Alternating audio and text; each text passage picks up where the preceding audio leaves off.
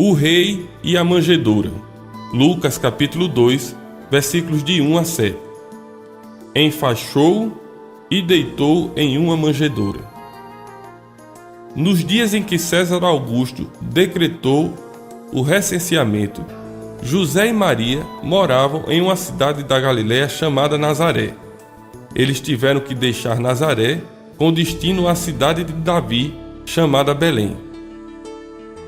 Não podemos pensar que tudo o que ocorreu nos dias do nascimento de Jesus Cristo foi fruto do acaso.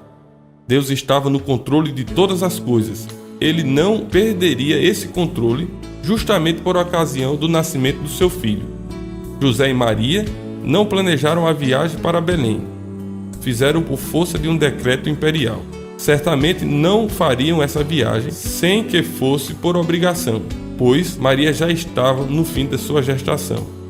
José e Maria também não decidiram ficar em uma estrebaria. Se acomodaram lá por falta de vagas na hospedaria por conta do recenseamento. José e Maria não escolheram a manjedoura para ser o primeiro berço do seu filho. A questão é que não tinham outro local melhor para colocar Jesus.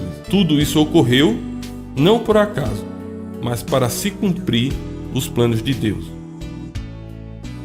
O rei e a cidade de Belém.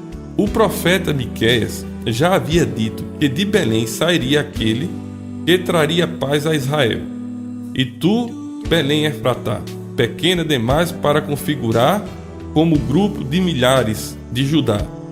De ti me sairá o que há de reinar em Israel, e cujas origens são desde os tempos antigos, desde os dias da eternidade. O profeta estava se referindo ao nascimento do rei Jesus Cristo, que ocorreria naquela pequena cidade da Judéia. Essa profecia foi citada pelo evangelista Mateus, quando registrou a visita dos magos no Oriente ao menino Jesus.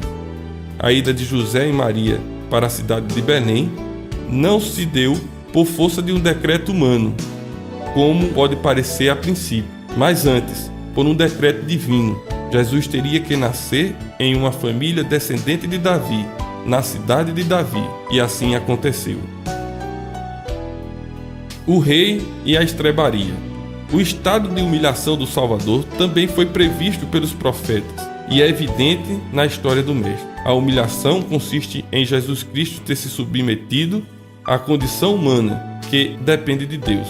Ele deixou a sua própria glória, ele deixou a sua glória e se fez homem, submeteu-se às limitações humanas e sofreu no próprio corpo a condição pelo pecado humano. De maneira específica, a humilhação do Filho de Deus previu seu nascimento humilde, uma família humilde em condições humildes. O Rei dos Reis não foi recebido em palácio, não se assentou à mesa com as principais autoridades humanas. Antes, esteve com os que realmente necessitavam da sua misericórdia, nos locais menos prováveis, experimentando da miséria humana para se tornar sumo sacerdote, que fosse capaz de se compadecer de nós.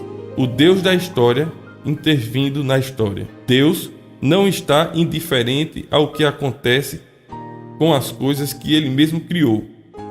Ele não só é o Criador de todas as coisas, mas também governa todas elas.